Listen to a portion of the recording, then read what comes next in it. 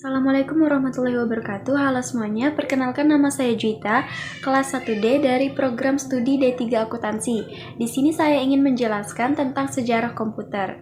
Jadi, komputer adalah sebuah mesin yang dapat diprogram untuk menerima data atau input, memprosesnya menjadi informasi yang berguna, dan menyimpannya dalam sebuah alat penyimpan sekunder untuk diambil lagi bila mana diperlukan.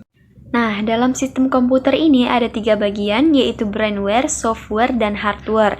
Saya ingin menjelaskan di bagian brainware dulu.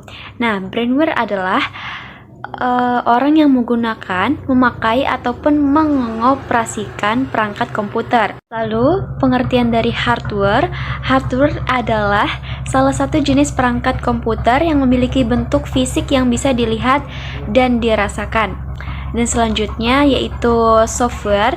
Software adalah seperangkat instruksi, data atau program yang digunakan untuk mengoperasikan komputer dan menjalankan tugas-tugas tertentu. Dalam sejarah perkembangan komputer itu ada komputer generasi ke generasi, yang dari generasi pertama di tahun 1946 sampai 1959 adalah komponen menggunakan tabung hampa, lalu program hanya dapat dibuat dengan bahasa mesin, lalu sudah menggunakan konsep storage program.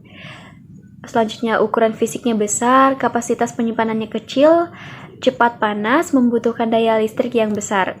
Komputer generasi kedua dari tahun 1959 sampai 1964 itu ada komponen menggunakan transistor, program menggunakan bahasa ars tinggi, dan ukuran fisiknya jauh lebih kecil dari generasi pertama dan hanya membutuhkan daya listrik yang kecil. Komputer generasi ketiga ini ada komponen menggunakan IC, program menggunakan bahasa ars tinggi, yang ketiga ukuran fisiknya jauh lebih kecil dari generasi kedua dan membutuhkan daya listrik yang lebih hemat, lalu sudah menggunakan memori sekunder yang berkapasitas besar dan bersifat random access. Selanjutnya, klasifikasi komputer. Klasifikasi komputer ditentukan oleh ukuran data, kecepatan pengolahan, dan tujuan khusus.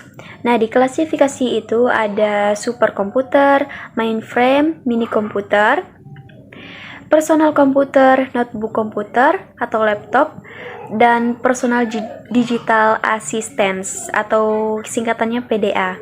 Dalam komunikasi data, seiring dengan pesatnya perkembangan teknologi komunikasi dan jaringan, maka komputer modern merupakan komputer kedua yang saling terhubung satu dengan lainnya dalam bentuk jaringan serta dan saling mentransmisikan data dan bertukar informasi.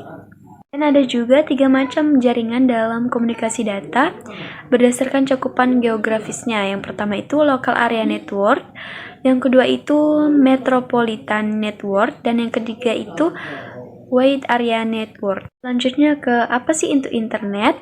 Internet dalam komputer adalah sebagai jaringan komunikasi global yang menghubungkan komputer dan jaringan komputer di seluruh dunia. Persyaratan koneksi ke internet dalam komputer yang pertama ialah sebuah personal komputer yang dapat menjalankan aplikasi browser, dan yang kedua itu sebuah modem, dan yang ketiga saluran telepon, dan yang keempat adalah member dari Internet Service Provider, dan yang kelima aplikasi browser ada Netscape Navigator dan Internet Explorer. Dalam komputer juga ada layanan standar internet, ada email, ada www, FTP dan chatting, lalu video conference, dan internet phone. Selanjutnya, internet media komunikasi dunia.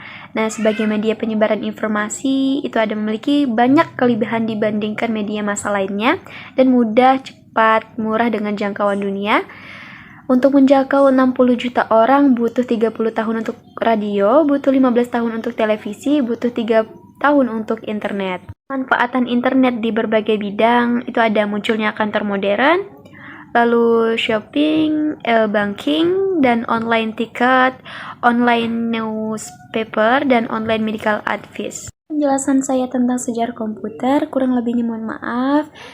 Terima kasih. Assalamualaikum warahmatullahi wabarakatuh.